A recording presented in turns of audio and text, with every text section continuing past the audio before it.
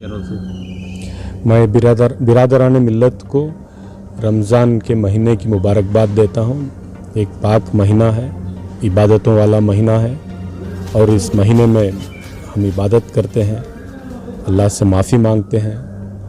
हम हमारे आस पड़ोस में, रिश्तेदारों में, हमारे माशरे में जितने लोग मुस्तहिक़ हैं उनकी मदद करते हैं।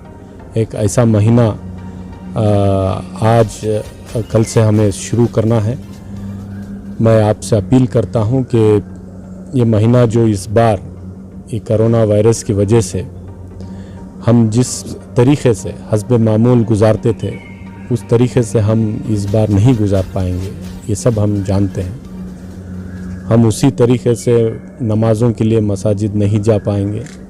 हम जिस तरीक़े से शामों को इफ्तार और उसके बाद गश्त करने जाते थे, दोस्तों से, रिश्तेदारों से मिलने जाते थे और कई जगह जहाँ पे अच्छी अच्छी चीज़ें मिलती थी वो ख़रीदारी के लिए जाते थे। ये महीना ये आम महीना नहीं है। इस बार जैसा हमें हर बार होता है इस बार हम नहीं कर पाएंगे, क्योंकि पूरी दुनिया एक ऐसे वायरस से लड़ रही है जो दिखता नहीं है, सीधा आप पे हमला कर देता है और आपकी हमारी जानों को इस वायरस से ख़तरा है, इंसानियत को ख़तरा है। तो ये हमारी सब की ज़िम्मेदारी है कि हम सब मिलकर इस वायरस से लड़ें और इस वायरस से लड़ने के लिए सबसे बड़ा हथियार एक ही चीज़ है कि हम हमारे घरों में रहें, हम घरों से ना निकलें।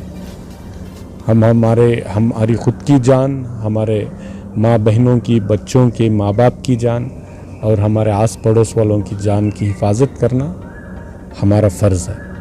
मैं आपसे इल्तिजा करता हूँ, अपील करता हूँ कि रमज़ान बिल्कुल अमन के साथ गुजारें, अपने घरों में रहकर गुजारें, इबादत अपने घरों में करें, बाहर निकल कर के, क्योंकि आज आप जानते हैं किस तरीक़े का माहौल बनाया गया है हमारे बारे में। ये माहौल हमारे मुफाद के लिए ठीक नहीं है। आज लोगों में ये बात फैलाई जा रही है, सियासी मुफाद के लिए चंद लोग और चंद संगठन ये बोलते हैं कि ये फ़लाँ कौम है जो वायरस फैला रही है, ये फ़लाँ कौम है जो हुकूमत के साथ हाथ मिलाकर नहीं चल रही है, वायरस से लड़ना नहीं चाहती है। तो ये सब सारी चीज़ें, इतनी बड़ी साजिशें हम पे चली हैं।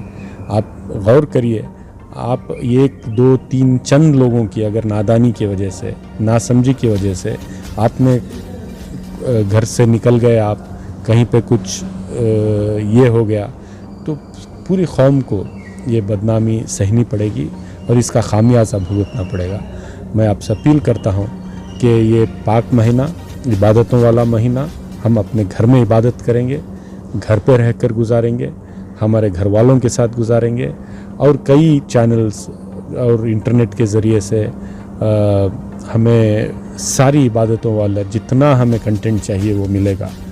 हम इस बार हमारी तरावी भी घर पे ही पढ़ेंगे और मुझे खुशी ना, मोहब्बत फैलाने वाला महीना है। हम अपने घर में रहकर हमारी ज़िम्मेदारी निभाएंगे। शुक्रिया। हाँ जी, बोले। दो तीन अहम चीज़ें हैं, जैसा कि हम जब भी रमज़ान का महीना होता है, ये हमारे लिए आम बात है कि हम हमारे घरों में इफ्तार पार्टी करें, हमारे दोस्तों को, रिश्तेदारों को, आस पड़ोस को बुलाएं, खिलाएं। सबकी ख्वाहिश होती है और करना भी चाहते हैं, लेकिन आज का वो माहौल नहीं है। हरगिज़ भी किसी को आपके घर पर बुलाकर कोई पार्टी, इफ्तार पार्टी वगैरह मत करें और आपके घर वाले मिलकर आप नमाज़ पढ़ लें घर में। आपके दोस्तों को, रिश्तेदारों को जमा कर एक मुसल्ला बनाने की कोशिश ना करें। आपके बेसमेंट में हो, आपके टेरेस पे हो, कहीं भी लोगों को जोड़ने की कोशिश ना करें, क्योंकि ये एक आदमी अगर वो वायरस लेकर के आपके घर तक पहुंच गया तो ये वहाँ से फैलना स्टार्ट हो जाएगा। तो मेहरबानी से तरावी अपने घर पे पढ़ें, आप घर वाले जमात बनाकर पढ़ लें, आपके दोस्तों को, रिश्तेदारों को घर ना बुलाएं, कि इफ्तार पार्टी के लिए ना ही, इबादत के लिए नहीं, किसी भी चीज़ के लिए नहीं।